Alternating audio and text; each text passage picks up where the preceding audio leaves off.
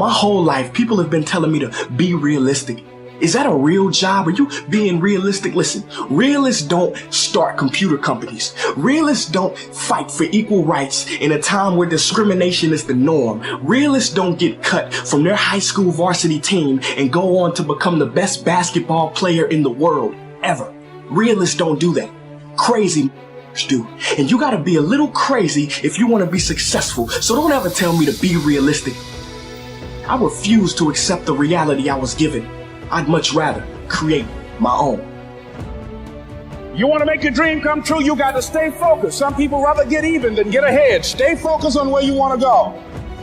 I just kept on doing what I was supposed to do. You've got to be willing to stay focused, to be creative, to be relentless, because things are going to happen to you when you're working on your dream. Success is not a straight line. It's crooked, it's down in the valley, it's back up over a mountain. Failure is not the end all. People keep getting buried on the failure. I don't let the failures define you. You've got to be willing to go with that bend, because that bend in the road is the only way.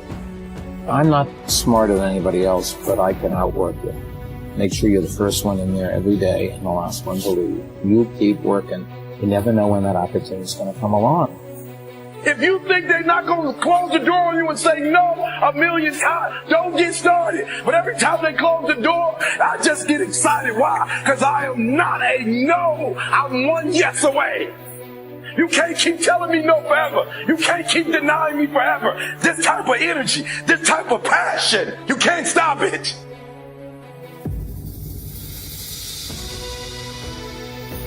People who win work the hardest because they love what they do.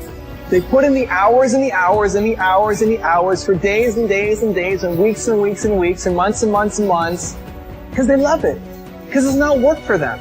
The only way you're going to be willing to put in the work that is necessary to win, to be the best in your industry, the only way you're going to put in that amount of work is because you love what you do. And if you don't, you're going to lose. Because there's going to be somebody who will love it, who loves it more than you, and will crush you. Stop being driven by reward. Stop being driven by outcome. Stop being driven by, if I get this, I'm going to do this. Just work. And if you don't get what you thought you were going to get, show up and still go to work. Because along the process, what's more important? What you acquire or who you become? And a lot of people think what they acquire is the thing that makes them who they are. No, it's who you become in the process of chasing what you want to acquire. Jot these phrases down as I close. Number one. The greatest value in life is not a bank account. The greatest value in life is not a car, a home to live in. The greatest value in life is this. Make a note. Living a good life. In the midst of all of our achieving and recruiting and building and growing, helping other people, being a part of society and the country and the world, being all of this stuff, here's what you must figure out all of your life, how to continually live a good life. So let me give you my short list. I'll cover the long list the next time I see you. Here's the short list on a good life. Number one, productivity. If you don't produce, you won't be happy. Here's number two, good friend. The greatest support system in the world is good friends. You got to work on them. Don't be careless here. Friends are those wonderful people who know all about you and still like you. Here's next, spirituality. I'm not asking you to be a believer. I am a believer that humans are more than an advanced form of the animal kingdom. I'm a believer that we're a special creation. I don't ask you to be a believer, but here's what I do ask. If you are a believer, here's what you must do. Study, practice, and teach. Whatever's valuable to you, study, practice, and teach. Repeat it after me now. Again, study, practice, and teach. Here's why. It builds the foundation that builds the country, that builds the nation, that helps us to compete among the nations of the world in the 21st century. This is one of those subjects, to study, practice. Next, my parent talk. Don't miss it. Don't miss the game. Don't miss the performance. Don't miss the show, the movie. Don't miss the word. We're all inspired by the word. Elton John says she lived her life like a candle in the wind, never knowing who to cling to when the rain set. You can't miss those lyrics. You can't miss the music. You can't miss the song that nourishes. You can't describe how brief and fragile life is much better. George Harrison, one of the Beatles, sings, "If not for you, the winter would hold no spring. Couldn't hear a robin sing. I just wouldn't have a clue if not for you." I've got to remember the words that reflect the experience. Barbara Streisand sings, "It used to be so natural to talk about forever, but used to be's don't count anymore. They just lay on the floor until we sweep them away. You don't sing me love songs, you don't say you need me, and you don't bring me flowers." illustrative of all of our experience. Winston Churchill said, the truth is incontrovertible. Malice may attack it and ignorance may deride it, but in the end, there. You've got to use that. Feast on someone else's company. Because see, you could stay up all night and not think of it.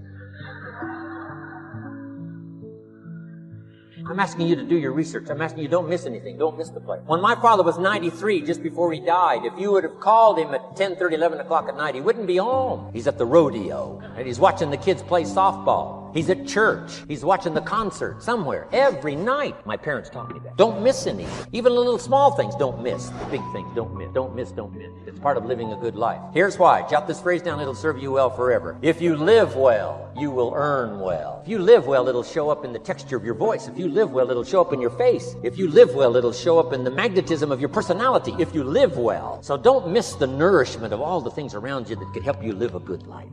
Next is the inner circle. Take care of them, they'll take care of you. Inspire them, they will inspire you. Nothing more valuable than the inner circle. That's where the power to conquer the world comes from, the inner circle. If a father walks out of the house and he can still all day long feel his daughter's kiss on his face, he's a powerful man. Nourishment of the inner circle is so incredible. If a husband walks out of the house and all day long he feels the imprint of his wife's arms around his body, he's invincible. Who can touch you? One person caring for another, the old prophet said, is the greatest. There's many virtues and values, but the greatest is love. One person caring for another. Better to live in a tent with someone you love than to live in a mansion itself. People caring for people. And especially that inner circle where the power is so magnificent that if you draw from it, if you nourish it, and then it nourishes you. Now here's my last comment. Ask for God's help. We could all use a little help. But my whole seminar was what you can do. So we do play a part. So make this the last note now. We have a chance as human beings to participate in the miracle process. We have a chance as human beings to participate in the miracle process. And you can go do that every day as often as you wish. Changing somebody's life, rescuing somebody from oblivion, building an organization second to none so that your name will appear in many people's testimony. And that's why I came today. So that by chance, I don't need the money. Not why I'm here. I take the money, but I don't need the money. But here's why I'm here. By chance, perhaps, if I've come along at the right time. I don't know what time this is for you, but if I've come along at the right time, just maybe, a week from now, a month from now, a year from now, 5 years from now, you might say, Jim Rohn came by and gave us a little piece of information. That started me down the road. Here's what's happened to me. And my name might appear. Now here's the drama as we finish. How many of you have my name in your note? Here's the part of the drama then. I go with you. When we all leave here and the lights are out and the place is dark, I go with you because you've taken my notes and hopefully some of the spirit, some of the stuff I had, besides just a note. So I go with all of you. But here's the big drama. All of you go with me. See, that's so unbelievable. So as I leave here, I promise not to leave you behind. I will take you with me in my thoughts and my love. I'm thinking about a friend of mine who is no longer operating on this dimension. His name is Jack Boland. He had this vision of a church that would serve various types of needs for people, their supportive needs, and helping them in recovery from drugs and alcohol and whatever addictions that they might be involved in. And he was known for bringing in different kinds of speakers. And over a year ago, he was diagnosed as having cancer, and he announced to his congregation that he's going to be taking chemotherapy, and that it was a possibility that the cancer would go in remission, and he was optimistic about that. And sure enough, it did for a year. And one of the things Jack always talked about is that he wanted to have his funeral while he lived. And so he invited a few friends, Wayne Dyer and myself and a few other speakers. He didn't tell us why we were there, but once we gathered there, the church, they told us in the room that Jack is going to announce to the congregation, he's bringing his doctor up. The doctor is going to say that we felt we could keep it in remission. It's out of remission, and he doesn't have much time left. And whatever words you want to say to Jack that you would say if he had made his transition, speak those words now. Well, we were shocked and we were somewhat stunned until Jack got there. They brought him in a wheelchair, and boy, was he courageous, and he had a strong smile, and they helped him up the steps, and he sat behind the podium. And each of us got up and we said a few things about Jack and the impact that he made on our lives. And he said, the doctor, after announcing that Jack didn't have long, he says, Doctor, he said, I accept what you say, but it's possible that does not have to be the case. But if it is, I will enjoy life to the very last breath I take, even the chemotherapy. I will enjoy that. And Jack did, ladies and gentlemen. And when they said that all of his vital organs were failing, they called his family and his close church staff to the hospital and said he's dying. And so they came and they all gathered in the room. And Jack at that time was unconscious. And he gained consciousness. And he looked at them and he said, Well, what strength he had, he said, I want to thank you all for being here. You've been a great staff to me. He looked at his sons, his daughter, he said, you've been a great family. He said, don't feel sorry for me. He said, I'm ready to go. I'm looking forward to the next adventure. And he sat there for a little while, laid there, and he closed his eyes, and he lost consciousness. About an hour and a half later, he opened his eyes, and he looked at them, he said, this is embarrassing. I'm not dead yet.